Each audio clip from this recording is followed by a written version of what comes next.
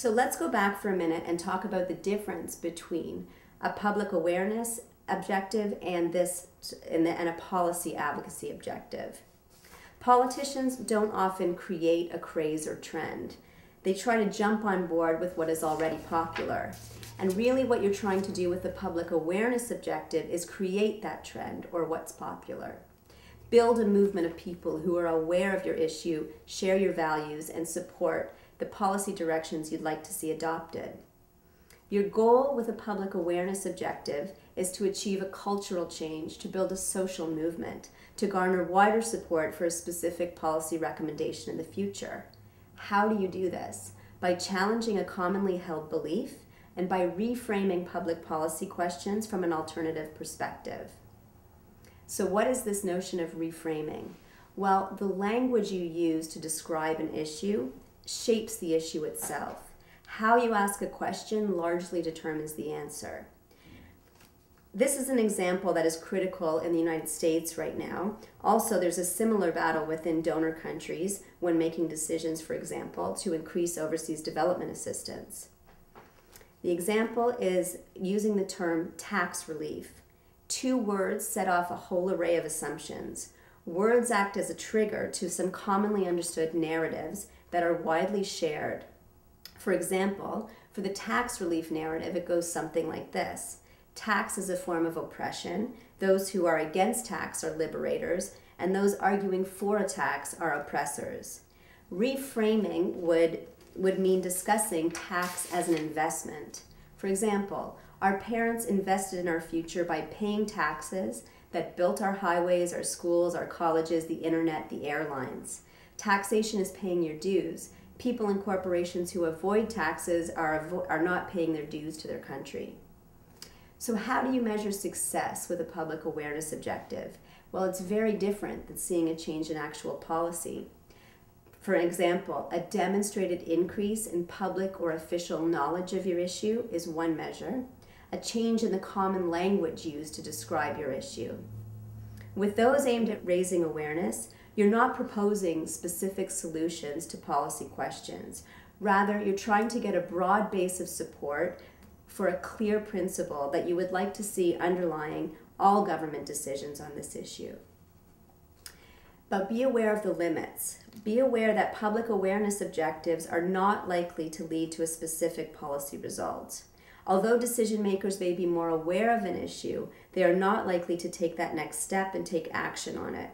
Too many groups approach decision makers with public awareness objectives that are not actionable from the government's point of view.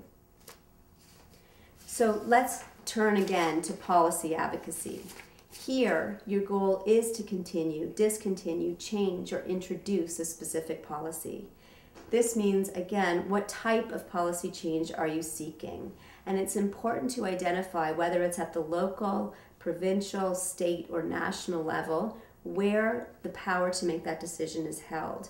The clearer you are on what specific policy needs to be changed, the more specific you can be in targeting your efforts toward the right people at the right time. So how do you work on changing policy? By analyzing an issue from the perspective of government constraints and providing a workable alternative to the status quo. There's a lot more to look at than a lack of political will. Constraints can be jurisdictional, constitutional, interdepartmental, legal. It's important to listen to where opposing points of view are coming from and understand specifically where the resistance, what kinds of arguments are going to be made against it and why. That way you can arm people who agree with you with answers right off the bat and be prepared to take on and make a better argument. So let's look at the difference between a public awareness objective and a policy advocacy objective in more detail, this time with an example from Australia. So the public awareness objective is, refugees are not criminals. They should not be detained without charge. With a public awareness objective, you don't deal with complex policy questions such as how do you determine who is a refugee and what do you do if there is, in a rare case, well-founded intelligence that the person may pose a danger to the public.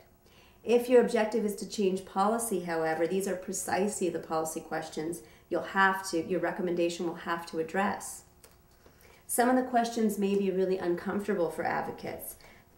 However, those are the specific questions put before ministers or decision makers. So the more you can address the actual policy questions at hand and provide specific responses to the views of your main opponents, the more viable your proposals will be. What's effective? Well, making sure that your information's before the right people at the right time and that there's effective follow-up leading to a result. How do you measure success? Policymakers at every stage of the process are aware of your issue, are exposed to your information and your recommendations, and that they are incorporated into the decision-making process at every level. You can also see incremental steps taken in your direction. Remember, though, the role of politicians is to balance competing interests. You'll rarely see a decision that only takes one point of view. If that balance is not struck, the policy will rarely be seen as sustainable or legitimate. So how can you apply this to your work on this issue?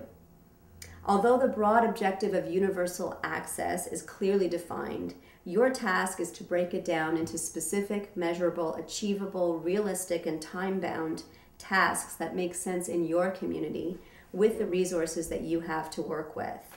For example, working with Organization X, my goal is to change the language used on 2 radio stations in my neighborhood in dealing with issues related to HIV and AIDS. The best way to get started is to just draft your goal as best you can and then go through the analysis step by step and try and refine your language until you're satisfied that you know what's the next action you can take.